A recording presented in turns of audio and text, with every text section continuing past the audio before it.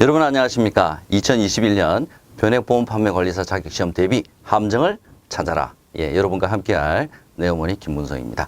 자, 첫 번째 시간이고요. 제 1장 금융시장의 이해 26번까지 저하고 한번 풀어보도록 하겠습니다. 전체적으로 시험 경향을 보면 실은 작년이나 올해나 시험 문제가 굉장히 두드러지게 바뀌었다. 이런 현상은 실은 찾아보기는 조금 어렵습니다. 그래서 예전과 그 기출 경향이 비슷하다고 보고요. 그래서 출제된 지문을 중심으로 해서 앞 뒤에 여러분께서 학습을 같이 하실 수 있도록 제가 지문을 조금 보완했다라는 점 먼저 말씀드리고 첫 번째 문제부터 한번 저하고 함정을 찾아보도록 하겠습니다. 자, 1번 볼게요. 만기를 기준으로 보통 3년 만기, 이 3년 만기라고 하는 부분이 굉장히 많이 출제가 되는 부분이죠. 3년 미만, 1년 미만이죠. 금융상품이 거래되는 금융시장을 단기금융시장, 맞죠? 또는 자본시장, 자본시장이 아니라 자금시장이라고 해야 맞습니다. 반면 만기가 3년 이상인 장기채권이나 만기가 없는 주식이 거래되는 금융시장은 장기금융시장 또는 자본시장이라고 해야 맞는 지문이 되겠습니다. 그래서 함정은 만기 3년. 자, 요거 일단 여러분께 꼭 체크를 해 두셔야 되고요. 단기금융시장은 자금시장이다. 여러분 꼭 기억을 해 두시기 바랍니다. 자금시장, 자본시장 많이 헷갈릴 수 있는 부분이니까 꼭 여러분께서 확인해 두시기 바랍니다. 거저주는 문제입니다. 자, 2번 볼게요. 자, 시장의 수요가 확대가 된다. 수요가 확대된다고 하는 것은 뭐냐면 사자의 수요가 많다. 이렇게 보시면 될 것 같습니다.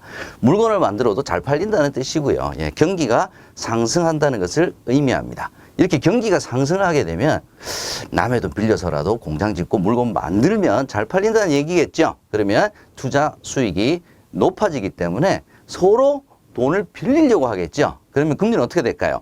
내려가는 것이 아니라 금리는 상승하게 됩니다. 올라가게 됩니다. 반대로 시장의 수요가 위축된다라고 하는 것은 생산도 잘 하지 않고 사지도 않는다는 얘기죠. 경기가 침체된다는 뜻입니다. 이걸 경기가 하락을 하면 당연히 투자 수익률은 낮아지고 금리도 높아지는 것이 아니라 낮아진다라고 해야 정답이 되겠습니다. 자, 어디가 함정인지 잘 구별하셨죠?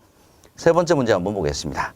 자, 한국은행 금융통화위원회. 우리나라 금리를 결정하는 기구죠. 물가 동향, 국내외 경제 상황, 그리고 금융시장 여건 등을 종합적으로 고려를 해서 분기 1회, 월 1회 다 틀린 거죠. 1년에 몇 번? 연 8회, 연 8회 기준금리를 결정을 합니다. 그래서 유지, 동결할 수도 있고요. 올릴 수도 있고 인하할 수도 있습니다. 경기가 너무 좋다, 과열이 된다, 인플레이션이 우려된다. 그러면 인상을 하겠죠.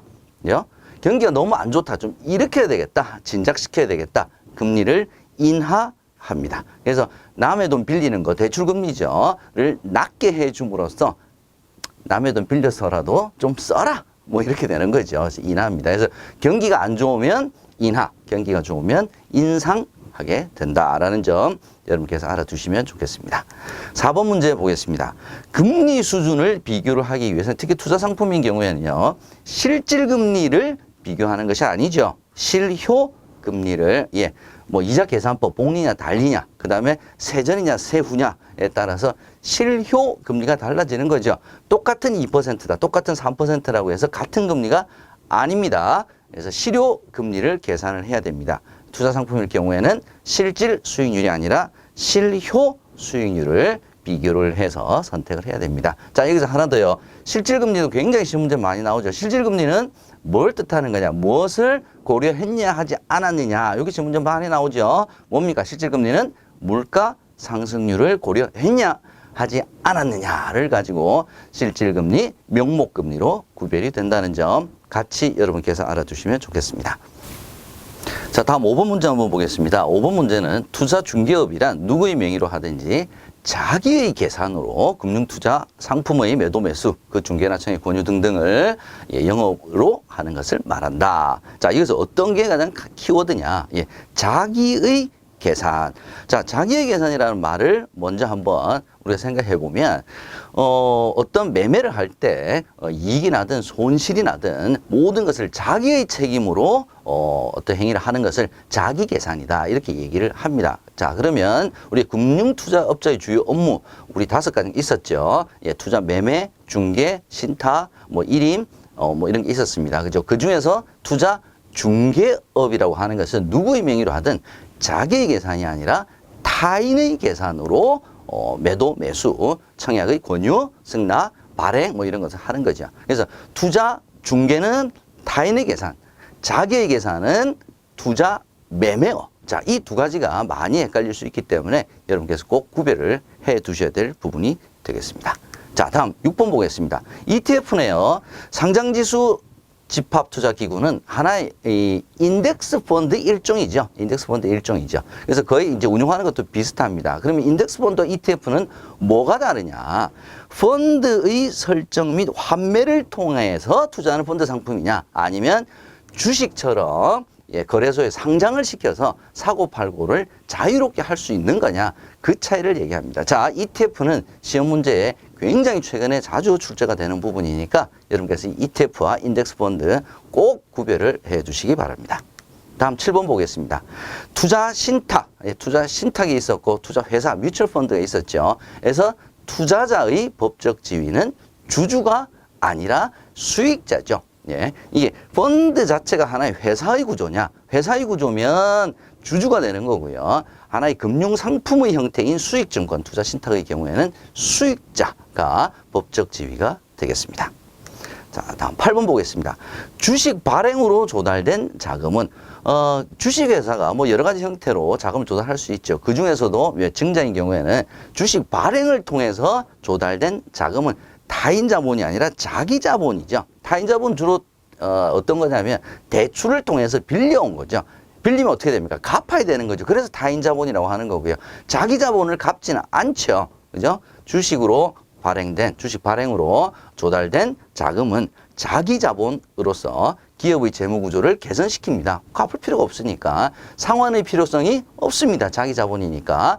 그럼 다만 어떤 대가를 치러야 하느냐? 회사의 이익, 영업을 열심히 해서 벌어들인 이익에 대해서 이자를 지급하는 것이 아니죠. 이자는 타인 자본의 부채에 대한 대가로 이자를 지급하는 거고요. 자기 자본은 이익에 대한 배당을 하는 거죠. 그래서 타인 자본, 그 다음에 이자 배당, 이 2 키워드가 이 문제의 핵심적인 함정이 되겠습니다.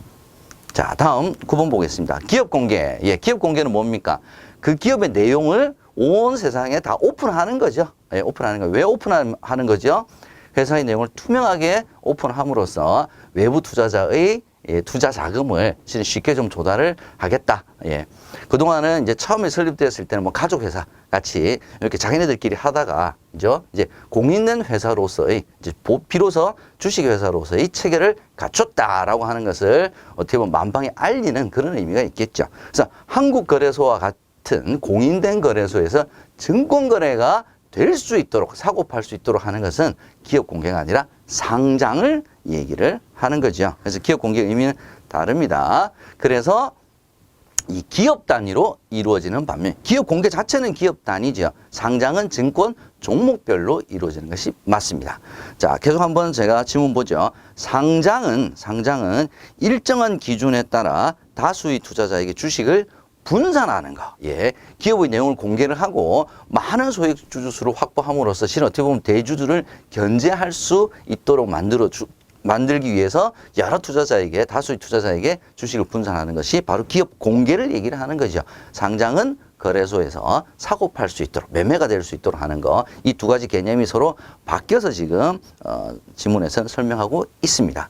상장은 반드시 증권 종목별로 이루어진다. 상장은 증권 종목별로 이루어지는 것이 맞습니다. 그래서 여러분들 잘 기억을 해보시면 주식에도 여러 가지 종류가 있죠. 보통주 있었죠. 우선주 있었죠. 혼합주 있었죠. 그죠? 자, 이런 여러 가지 종류의 주식을 기업은 주식회사는 발행할 수가 있습니다. 그래서 상장이 된다. 그러면 이게 그 회사가 발행한 모든 주식이 다 매매가 될 수 있도록 하는 것이 아니고요. 그렇게 발행된 여러 가지 주식 종류 중에서 이번에 보통주, 우선주 뭐 이렇게 증권 종목별로 상장이 결정이 된다라고 하는 점은 바로 기업 공개와 상장의 개념에서 많이 다르다라는 점 여러분께서 비교를 해 주시면 좋겠습니다.